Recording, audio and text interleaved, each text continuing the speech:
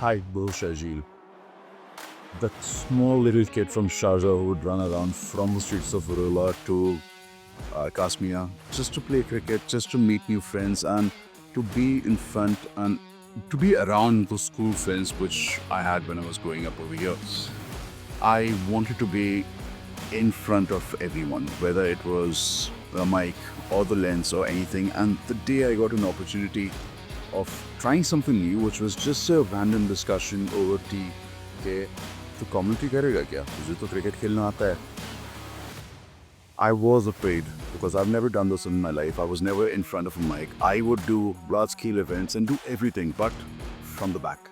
But now when I'm coming in the front, that was a fear which I had. I was like, okay, mic के सामने बोलना है, क्या बोलना है? Cricket खेलना तो सबको आता है, but बोलना is the toughest thing that people can do.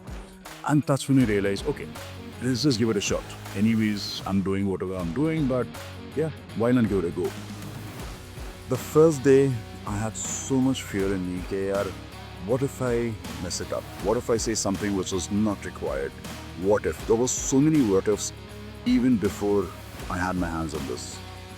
But after the first 2 days, I realized that all the support I had with people around who were telling me what to do, I would just keep hearing, quietly noticing whatever they were doing, and then I realized, oh, this is something which I can do.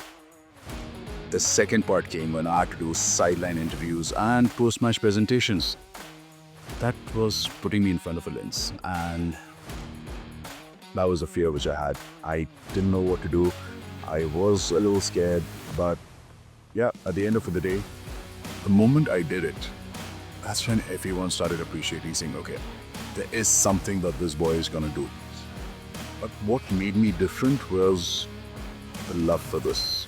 People do it for just being there, but I do it because of passion. And basically treating this like your own is something that not a lot of people can do.